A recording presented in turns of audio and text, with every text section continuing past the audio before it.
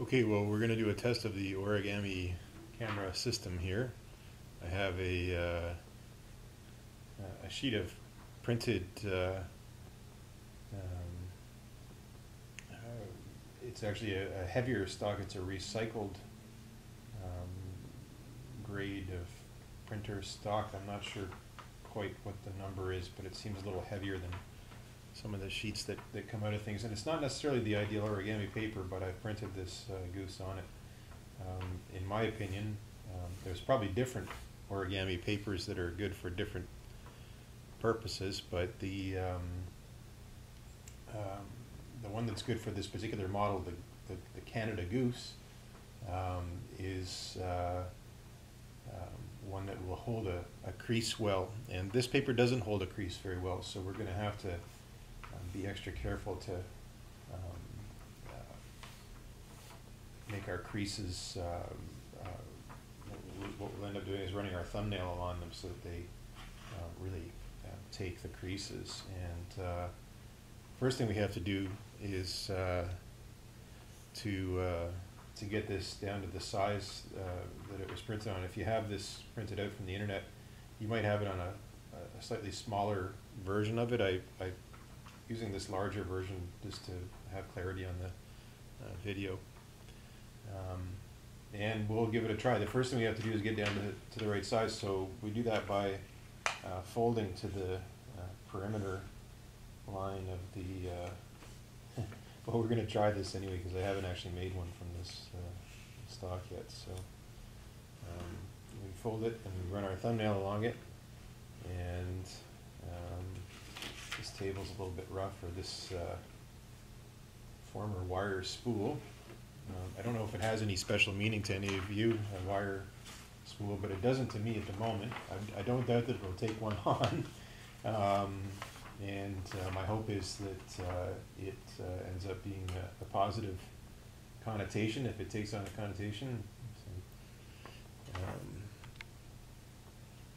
it's the kind of thing that I get concerned about. I was just, there's a nail sticking out of it up here. It's actually out of the camera view, and I just want to make sure it's a safe surface to be working on. Okay, let's see how this paper tears. So we creased that line, we ran our thumbnail along it well so that it had a good crease, and we have quite an acceptable clean tear. And we'll do that all around the paper. This is going to take a while, so settle in. I'll try and be as clear as I can. I don't have a script to work from, so I'm just kind of trying to explain things as I go along.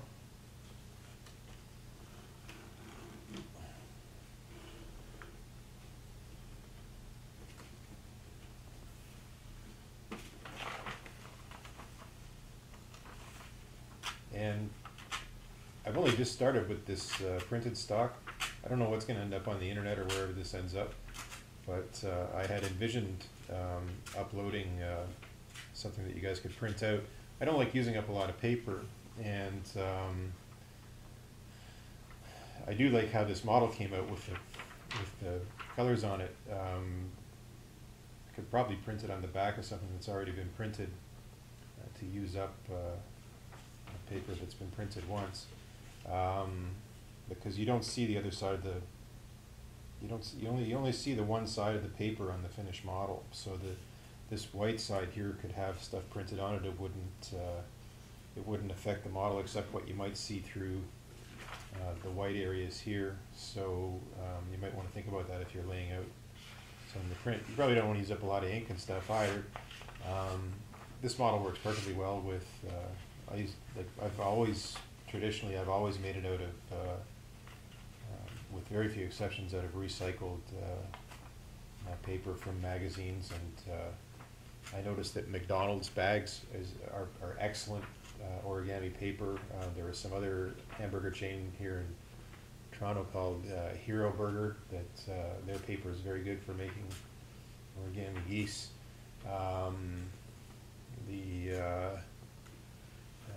The heavier stock of sort of printed paper isn't so good. Rolling Stone magazine was a great paper to make things out of, but you might not want to make Rolling Stone magazines into into Origami Geese, but if you have like, you know, a couple of issues of the same or similar stock of paper, you get some interesting things out of magazine paper and stuff, because you can try and line up the colors. You can try and aim for things like the logo ending up on the wing, like this area of the paper here, I know to be the center of the wing and the finished model. So if you can make your square so that there's a logo or words there that you're looking to have on the model, then you can sort of arrange things and try to achieve certain things with the model. Anyway, here we are. We're just about done around. You notice, I don't know how the focus works out on this. Let's see. I've taken just ever so slightly much more than the edge. It's not really all that important, because the edge doesn't end up much on the finished product either, because of the way the paper is folded. And so the edge can be a little rough, and it can be a little bit off the line, but try not for too much. That's about a millimeter off the line there, and we're uniform all the way around. I'm not great at this, but I'm fairly good at it. I've been doing it a while, and I'm not sure how.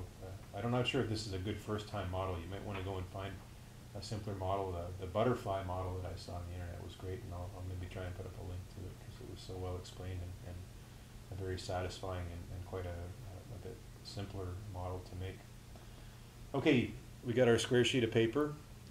All origami paper, well, I don't know about all, but traditionally origami models start from a square sheet of paper, and they begin in different ways, and the ways that they begin are called the bases, and we're going to make something called bird base. If you don't see how it's done here, you may be able to look up bird base elsewhere and find some drawings or something that tell you how to make bird base. But basically what I'm going to do is go through making bird base and try and get something that we can get started with. And making bird base is a fairly involved process. So first thing we do is we fold the paper corner to corner diagonally, and see how we are there. And whoops, not quite lined up on there. See, the more precise we are, the better it comes out, but it doesn't matter all as much as you think, maybe. So in fact, sometimes it's kind of neat to make things a little off, that they end up in ways that are slight nuances on what happened before. But in this case, gooses are fairly symmetrical. Geese, I suppose, are fairly symmetrical things, and they probably come out best if we're careful with our corners, and particularly this one, because this is the front of the model here. The two white spots, we want this to be fairly centered because of the way the nose of the goose works out. These can be a little off, this could be a little off. It matters in a way that they're close for the overall way we fold, but the one we want to most concentrate on is getting maybe this point right in the center. So let's give that a try. As I said, this is kind of not the ideal paper, so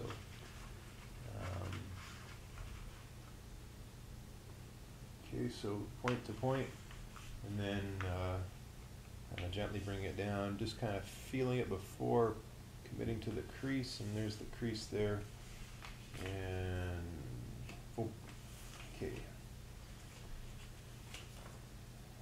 I don't know if origami is a relaxing activity. It's sort of almost like doing exercise.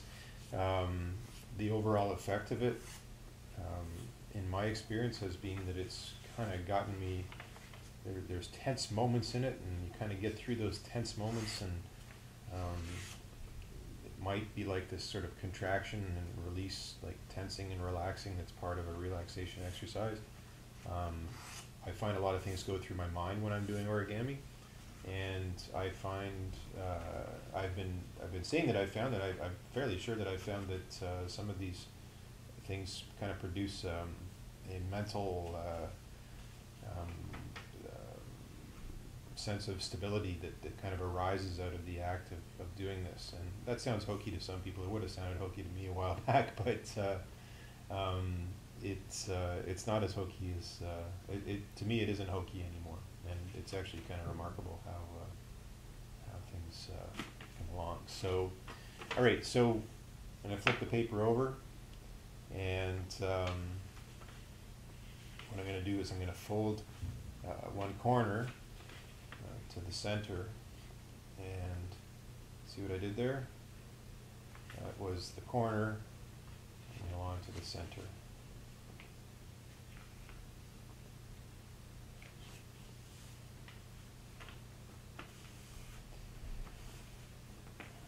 A while back there I said committed to the crease, and I don't like using the word committed. I've been a psychiatric patient before myself. Organizing my mind is very important to me, and the idea of being committed to an institution is a frightening idea. That these are the kind of things that I use origami to work through. I find myself getting into these kind of mental loops, and as I work through them, then I end up with this finished model, and then I can kind of relax in my mind. So far, I'm 45 years old. I've been doing this for several years. I guess for about the last 5 years, I guess, that I've been doing origami recently, and I was given a book 15 years ago and had made a few models back then. But I've been doing it fairly regularly for about 5 years, and anyway, we'll keep going here. What we're making here is we're going to do this 4 times. I'm going to do this for every corner that exists on the piece of paper, is make this kind of kite-shaped thing by folding to the center.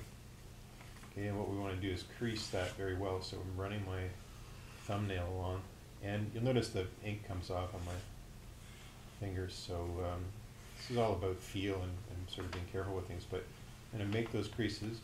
I'm going to unfold it, and I'm going to do it again this way. See how this was this? Well, now I'm going to do it the opposite way. To the center. And if you live in Toronto, the center, if you're, again, stuck on the committed track, the center for addiction and mental health, well, there's a word that kind of gets known as the center, and then you have to be aware of the word center in a different way after using it in one context, and sometimes those words can remind us of things that are pleasant, and sometimes they remind us of things that are unpleasant, and how they're linked together I don't know. I'd be a liar if I said I didn't. They had some sort of order to them, and that they arise in our lives in ways that that we maybe don't understand, and that are really quite remarkable. As anyone who's been in my shoes would know, that are also really kind of destructive to our day-to-day lives, and it's nice to have some kind of comfort level with them. I was going to say feeling of control over them, and to a degree a feeling of control, the same way you like to be able to control where your hands and things move. What you find when you get into art, to some extent, is that your hands and everything kind of do things that you're not really willing them to do. They're just kind of, as you practice at things, you kind of find that you get better at allowing things to happen. Let's say things that some people would attribute to God or higher powers. And those powers may exist within your mind, but so may God.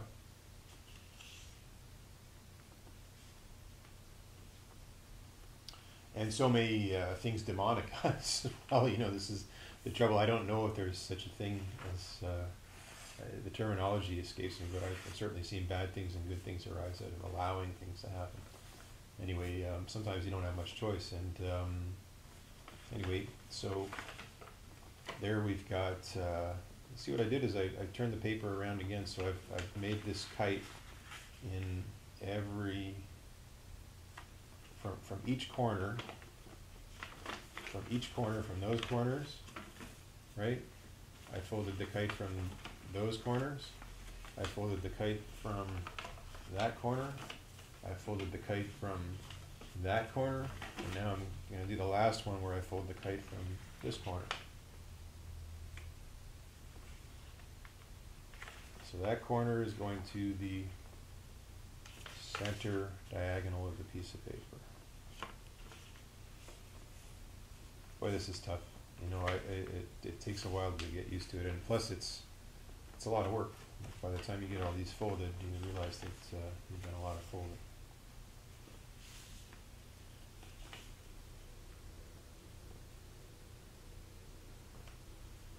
Look how that comes out as a nice little dot there. Well, I didn't notice that before. I've only made this model once. I just made the design on the paper to get the goose look. I haven't made one this big either, so I'm excited to see what comes out of it.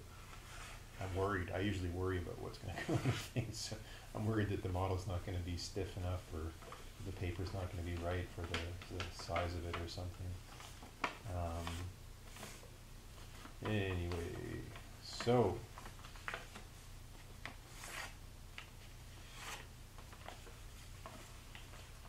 I'm just going over these creases to make sure they're fairly well set, and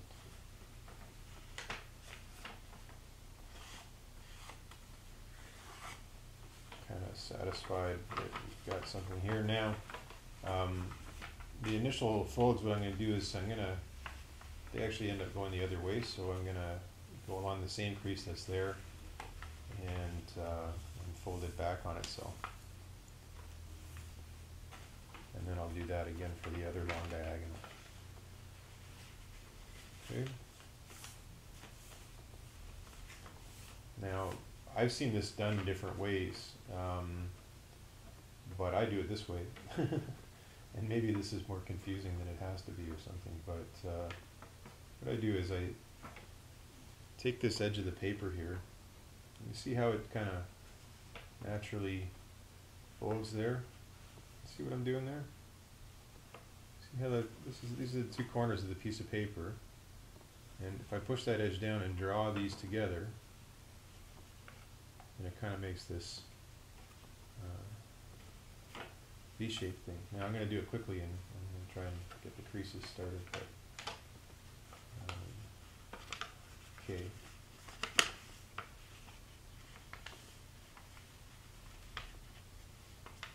See that? See what I did there? There wasn't a crease here.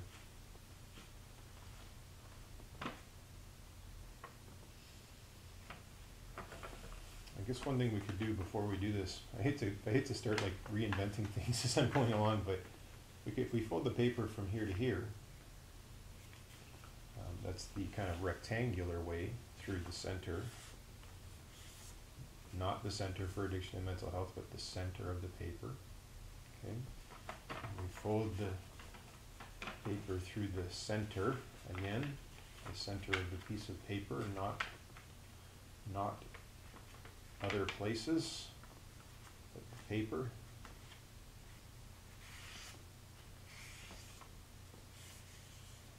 Then we'll end up with some lines in it we can kind of fold to. So when I folded here, what was happening is that center line was kind of folding in on itself. Okay, these two triangles that are formed by that fold come together, and then I'll do the same here. See, as the triangles come together, and these two triangles can now come together too.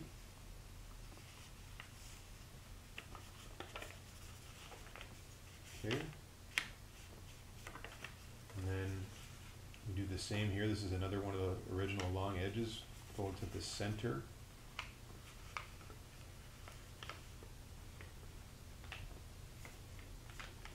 And then the last one, the original long edge,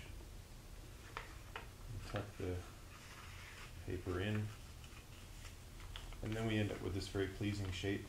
And then we already feel like we're doing some origami now because we have this kind of pleasing multi-tipped structure known in traditional origami as bird base. And that's because there are several different birds that sort of develop out of this. I guess it's because there are several different birds that develop out of this original, like, rudimentary shape, this beginning. And origami is kind of like evolution that way, in that we get our basic kind of building block of form, and then we develop our different animals from the basic forms. And there's more than one basic form. There's other bases as well, balloon base, and I don't know all the names that are involved, but okay, well, I got a fair bit of ink on my fingers. I have a pretty good bird getting started here, and the first thing to do, and anybody who's made origami birds before, this is an unusual fold, and it starts right here at bird base, and it's a difficult fold. It's actually it's difficult to write it down. It's not so difficult to do it. We do is this is going to be the head of the goose, where the black is. It's the one that has the little white dot in the middle of it on the other side. And this, where we have the V-shaped white pieces, will be the tail. And there are two fairly uniformly gray sides to the model. Like there's that fold there, and on the other side this. Those are going to be the wings. And what we want to do is orient the head, and you can see it's the head because it has the white dots and it's black here. And what we're going to do is pull out this uniformly gray part and see where you can see a spot where these creases kind of come together here from the original folds. That center spot there is going to stay where it is on all of the sides. Like as this comes out, it wants to come out from that center. No, it doesn't. Let's see. What does it want to do? What it's got to do, I'm going to do one, and then I'll try and explain it after I do it. Okay.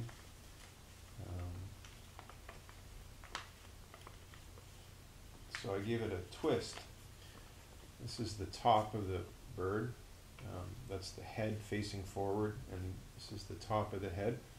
We're going to twist the wing forward, and then we're going to tuck it in.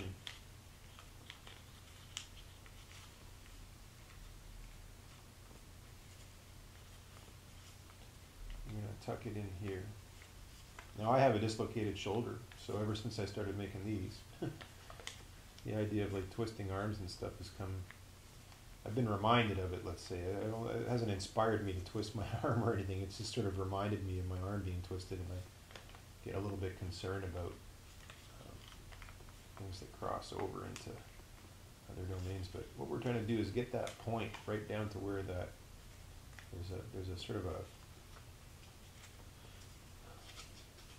furthest edge that it can fold to, and we get it to that point, and we have one of the wings.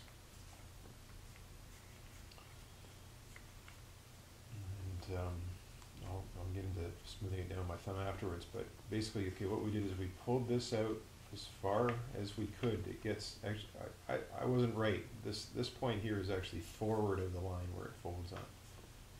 It's really on a point between these two apexes here. So if we drew a line across there, we put our finger, this finger down behind, we can kind of grab the paper there and twist. And you see how that's folding on that line?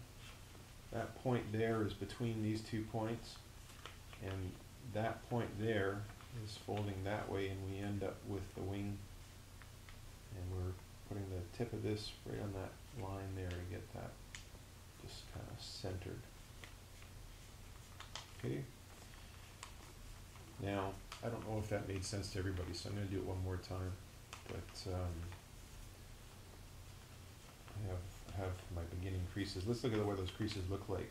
They kind of look like a crease there and a crease there. Okay, so we'll go back to where we were at bird base. This is the head. The head's the one with the white dot underneath. This is the top of the model, and we are going to pull the wing back, and see it has where it folds together will be pointing down. It's the bottom. We want the top to be the flat uniform surface, so we pull it out and we pull it across, and then we kind of squash it down so that it sticks out sideways. And you see it's kind of, see how it's folded in there? It's like a zigzag. Pull that out as we're flattening it. That's the hardest thing you have to do for the goose. Well, it's initially the initially hardest thing. It's going to go on and make it. And all right, so we're starting to have the form of the goose take. It's starting to take shape here. So now I'll put the model down, and I'm going to start defining the forward end of the goose. The way we're going to do that, we're going to take this edge here and fold it to the center line. You see, as we're doing that, this part of the wing where we folded it is going to come up. So let's try not to press on the wing while we're doing it. We'll just grab it right by that very corner.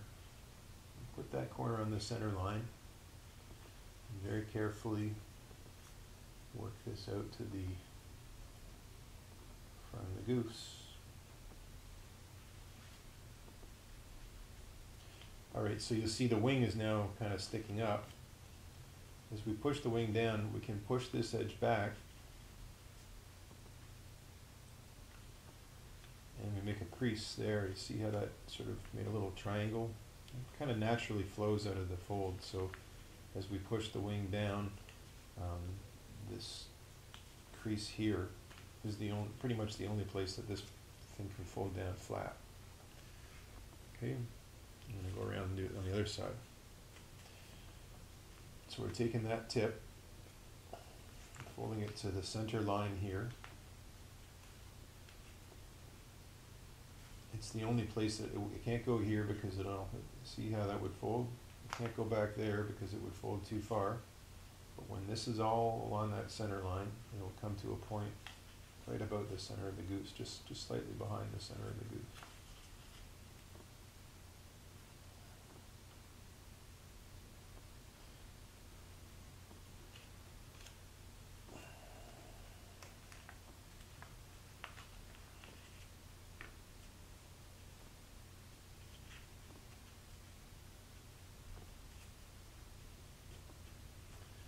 I've used that word center so many times now that anybody who's got a center of anything in their town is going to be wondering if I'm talking about the center. And I'm addressing this specifically to people who have had problems with, I guess, some mental illnesses, probably not all of them, but possibly more than one of them, possibly more than one of the mental illnesses that are described.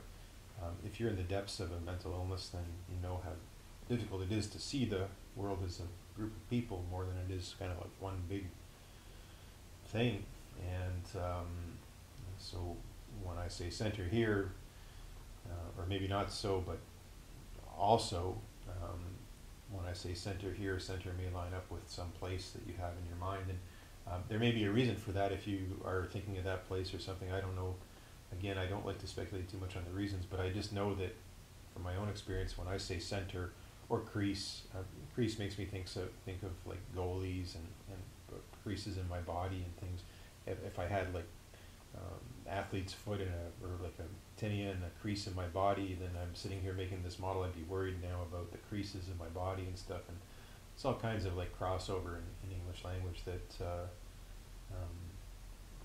happens. And what I find is when I'm making this goose, or when I'm making origami models, that my mind kind of goes through these kind of dark and light areas. Things get heavy and get light, and stress increases and decreases while making a model, and so it kind of is like this stretching.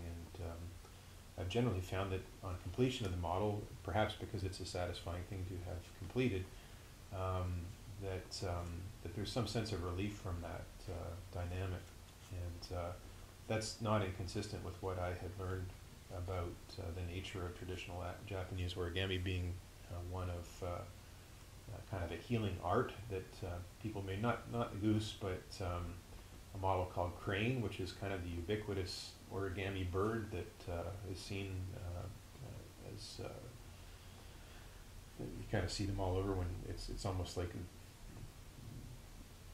the origami or something. It's like the typical origami model called Crane, and I'm told that children and adults alike would fold Crane when they're sick. They want to fold, I think it's 1,000 of them to become well again, and that's a lot of folding. It's actually amazing how much effort they, like, if they're really doing that, they're putting a great deal of effort into folding birds. But I have found that it helps my mind. It seemed what should I say? It seems likely that it might have been one of the things that contributed to helping my mind to recover some stability when a healing process was going on. Although that was without psychiatric drugs, incidentally. It was only with a couple of things. What did I have? I was being fed. I had a vegetarian, or primarily vegetarian diet with sufficient protein. It was an odd mix of protein because it was legumes, lentils, and potato, not lentils and grains as is the usual combination. There were some grains, but mostly potato.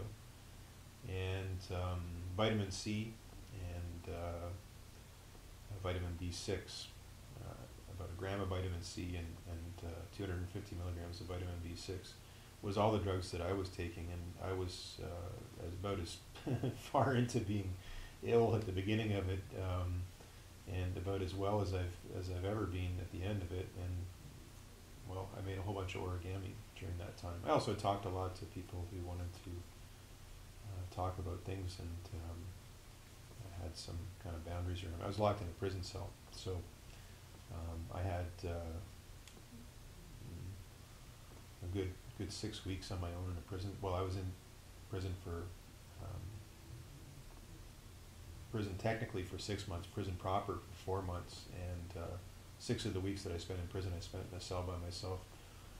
That's when someone handed me an origami crane, and I unfolded it carefully to figure out how to make it again. I had made it before, many years before, and started making origami cranes, and large ones, small ones, just from any paper that I could get. They had like magazines there, and newspapers and things, so I'd take pages out of the newspapers and magazines and make like huge geese and little miniature ones out of little tiny squares of paper, seeing how small I could make them and stuff.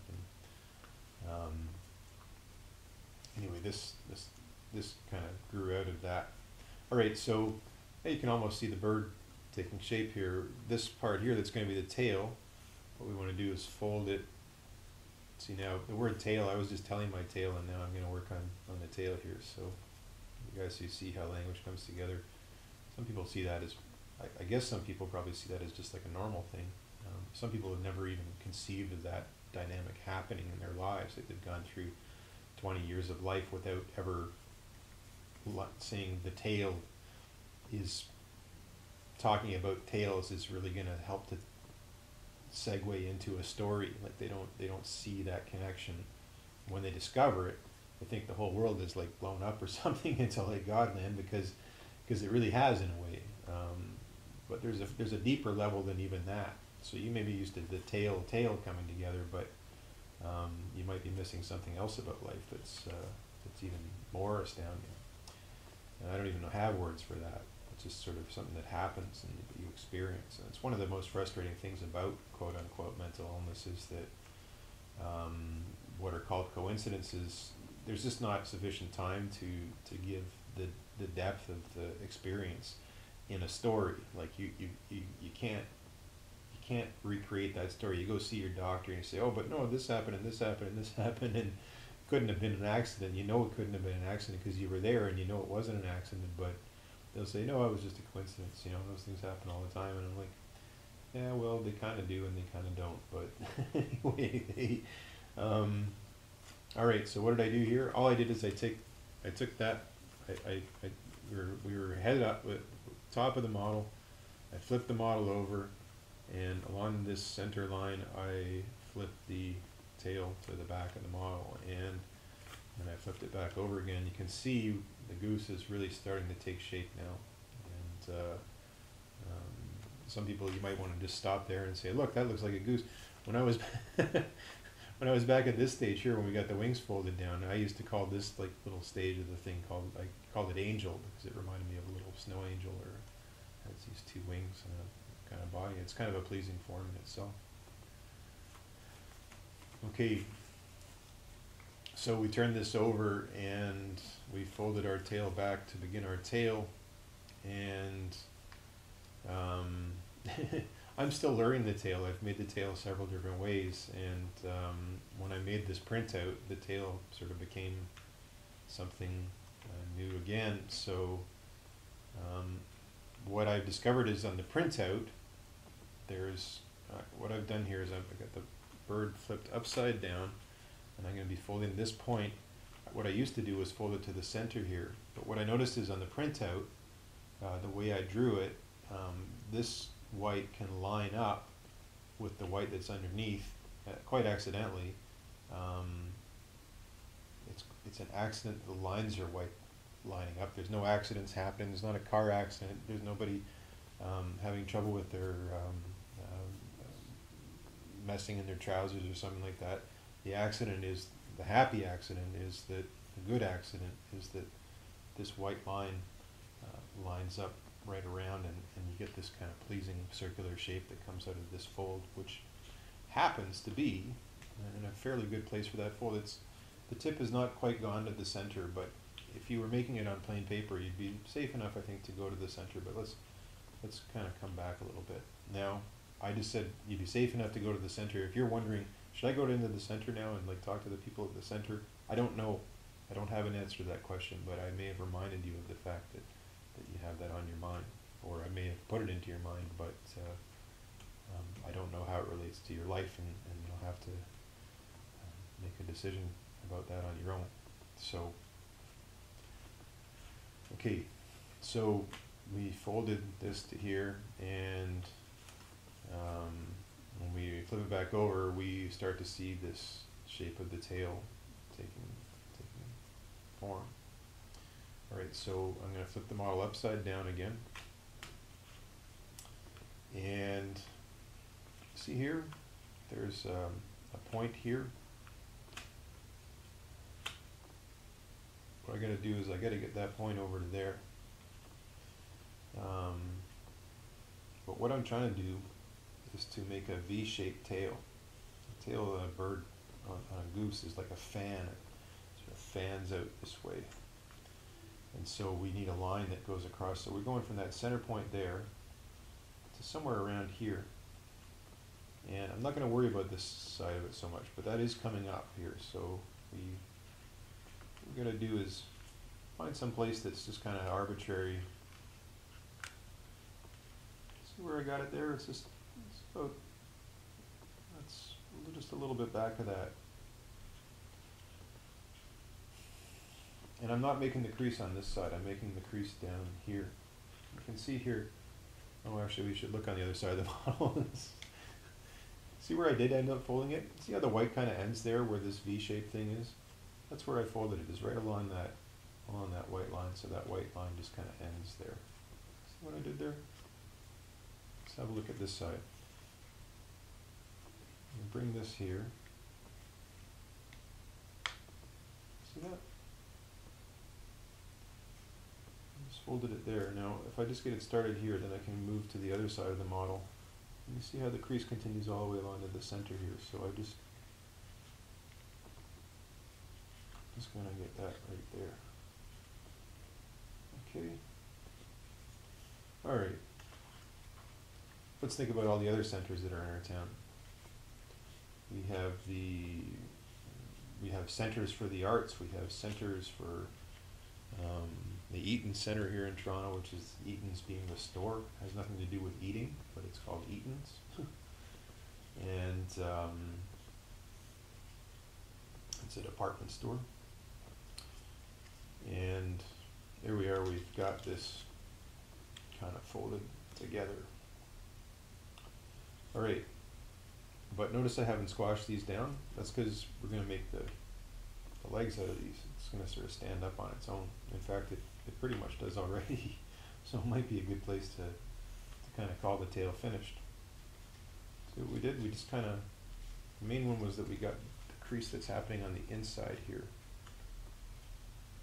You got that, and put my thumbs in behind here, the kind of crease that was down, and before I've squashed this all together and pleated it in 100 different ways, but I'm sort of looking for simpler ways, and this actually stands, so it's sort of neat that it stands on its own. All right. Well, now you might think you have a goose, and in many ways you do. Like, you could probably stop there and be quite satisfied that you've created something that at least reminds people of geese. But you can refine this even more to make it more kind of realistic. And one of the ways is actually the front end of the goose isn't quite finished, because what we're going to do is we're going to fold it up on itself like this. Don't worry about the wings, don't worry about squashing that together, just kind of get this folded up. And then what I'm going to do is I'm going to fold this triangular section in half again on itself. So I'm going to see how I fold that down now. Just kind of work, this is a very thick paper, so I've got to work carefully along here and just kind of create a crease.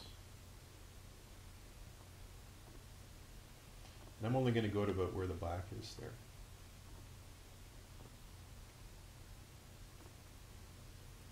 And then I'll do it on the other side. Again, fairly advanced model. If you're doing this for the first time, like your first origami, and you've gotten this far, you're a pretty talented person, because it takes like there's much more complicated. There's origami models that I would never even, well, I wouldn't say I'd never attempt them. I've certainly attempted models that I haven't been able to complete. So don't feel bad if you haven't gotten far with the goose. Go back to something like the butterfly or something, or even simpler things.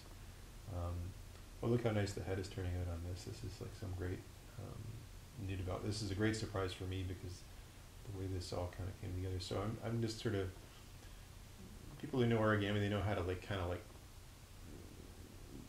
inside fold the head. I don't want to inside fold the head because I want this kind of hump to happen, and I want this kind of flatness to the bill of the goose, and not the bill, not the telephone bill, not the bill for the dinner or something, but the bill of the goose. Okay, I'm going to concentrate on the goose. Now, goose is a funny word because people talk about goosing people. They pinch their bum or something like that. Now, well, if you've ever been sexually assaulted or something, that's a terrible thing to be thinking about. But you're going to see geese in the sky, aren't you? So you have to get some resilience to these concepts, or it's probably good if you can get some resilience to these concepts. And I do apologize if it's caused discomfort, but maybe you can remember a time when geese were flying through the sky and there wasn't a care in the world.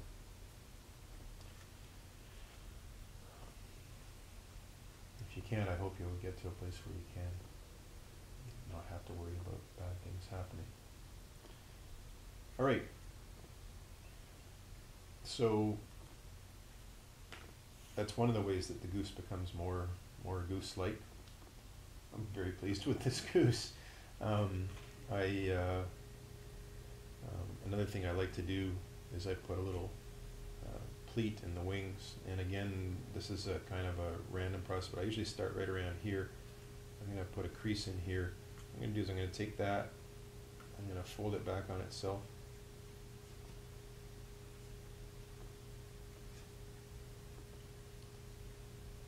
I didn't quite get that right there, did I?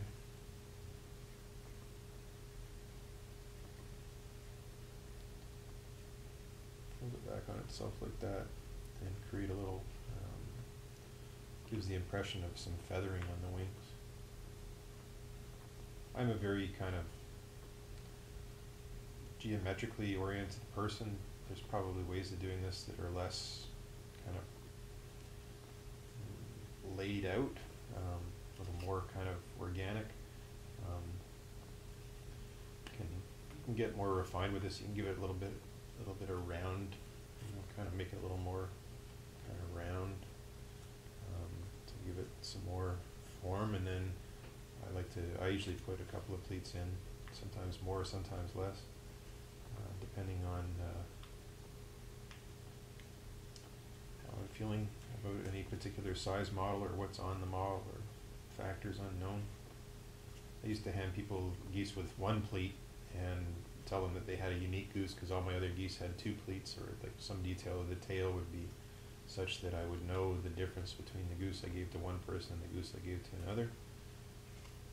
And tell you a bit about my mental illness or whatever. I used to feel things touching I still do feel things touching my body all over, and I've been touched sort of in the rear, and it's one of the first sensations that I had actually, and so sort of magically, it seems like if you've never experienced it before, you'd be sitting there and then all of a sudden something feels like it's touching you on the arm, but there's nothing there, and you look and there's like nothing touching you, but it felt for all the world like somebody touched you. And then sometimes it feels like someone pinched you, and sometimes it feels like someone blew air on your forehead, and or touched your bottom, or touched your privates or your feet or whatever. And there's all kinds of problems that come out of that, because those things aren't pleasant things to have happen when you don't know what's going on. And if you're sitting in a public place or something and things are touching your eyeballs and stuff, and it's quite a difficult way to live if it doesn't sit well with you. Okay, I tried to develop a language out of those touches that, like, it was telling me things that I needed to do in my day to heal, and it was like some people talk about their bodies talking to them. Normally, I used to think of that as, well, my body's talking to me because my leg's a bit sore, so it's telling me to take it easy today. Well, that's a very kind of slow onset, slow feeling. Like, I did a lot of exercise yesterday, my leg's a bit sore, so I'm going to listen to my body and say, oh, I'll take a rest today and make some origami. To me, that's called listening to your body. What happened in the course of this quote-unquote illness is that my body, these touches could happen very rapidly. Like in the course of a half a second, something would feel like it touched and left. My hand's gone numb and then come back in a second. Sometimes my hand's numb for half an hour. It's not because my hand's asleep, because I haven't been sleeping on my hand. It's because something just kind of made all the sensation go out of my hand. I've been blind for a second, and in an eye I've had things in my mouth and nose and funny tastes and funny smells of things that don't exist around me. The sensation of a breeze blowing on me, the sensation of being very cold when I'm not cold, the sensation of being warm when it's not warm outside. All of these things add up to a difficult day, but origami kind of helps make it sort of worthwhile. Anyway, all right, well, we've got a pretty good goose here, and we can refine it even further. If you look at a picture of a goose, you'll see that the tail is very kind of round and feathered, so what we can do is we can kind of tuck this, kind of a hard thing to see, but what I'm doing is I'm going to tuck that in on itself, and kind of make the tail a bit rounder by making a little crease. You see how it's sort of like put an extra facet on the back of the tail, and it just gives it that little bit of extra roundness that makes it seem all that much more like a real goose. Now, if you're feeling magical touches from nowhere right now and wondering what's going on, well, I don't know. I don't doubt that there's a little bit of magic out there that it might be reinforcing my point. I'm trying to make life easier for people who have a very hard time, in my opinion. I don't know why they have to have such a hard time in life. And I've heard theories. I don't necessarily agree with all the theories. I've usually gone with what I call the illness theory, and it's been expressed as an illness by certain people. I don't necessarily always trust those people to be, making decisions about my welfare that involve drugs and things that I have tremendously difficult side effects that I associate with them. I'm sitting here today taking some vitamins, and I live alone and make my own dinner. I make origami geese. I can talk to you. I'm worried about driving a car. I'm worried about being a carpenter again because of operating power tools and things. Because I lose sensations spontaneously in my hands and things that distract me from my work. And this is something that I can do fairly safely. There's some mental gymnastics involved, and sometimes those things take me into areas that remind me of dark things. But I consider myself a bit of a Canadian patriot. And here's Canada's, is this Canada's national symbol? No, the national symbol is the beaver. I don't have a beaver model. Beaver is a funny name too. Just about every animal name, or just about every word in the English language, has been used in some sort of like mildly perverted way or something. So please don't take it the wrong way. It's meant to be a goose, and if you're a fundamentalist Christian, you may consider it a graven image. I'm not sure. The way I've been taught and the way I've kind of been schooled in it, it's not. I'm not worshiping the goose. I'm just saying that that it's a goose, and if God made the geese that are in the sky, this is the model of a goose. I don't pray to it every day. I pray to God. Okay, so there we are, Origami Goose. Enjoy yourselves. Printed out from the internet. If this has all come through and is got good sound and picture and everything, then this will be the version that goes up on the internet, I guess. And have a great time with your model goose. And I sometimes put them on stands. You can fold these a little flatter if you want to hang it up, flick on a thread or something so that it looks like it's flying. These don't look like real goose feet, but they do for a stand, and to me, quite a satisfying model. Anyway, that's my own model. I didn't learn that from somewhere else. I learned bird base. I learned kind of bird forms from other models. There was one called Heron, particularly, that where this kind of angel wing form came in. And another thing you can do, actually, if you want to make the body a little rounder, this is one of the funnest things you can do in origami. You blow into the base of the model, and you can actually kind of get that to puff up. But see how it just puffed up a little bit? It gives it a little bit more sort of 3D-ism. And you can just sort of like fool around with it a bit and round it out. You don't have to go too far with it, but I'm not setting anybody across town when I say you don't have to go too far. I'm just saying you don't have to go too far making the model. Oh, that made it sort of more difficult. Doesn't want to stand up now. What's going on?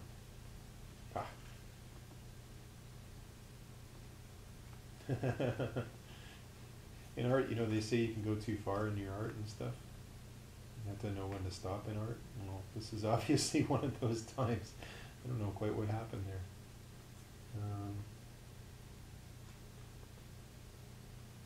Wow. Seems to have something to do with this.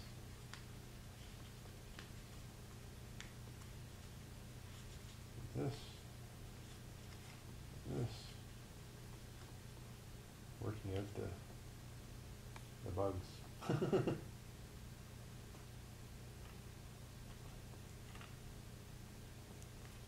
You might find a way to get those to go a bit further forward if it doesn't balance well, but it balances fairly well. And you can see there is a way to balance it, but it didn't take much to screw it up, did it? Let's try this again. I better get it right. Oh, now it stands up.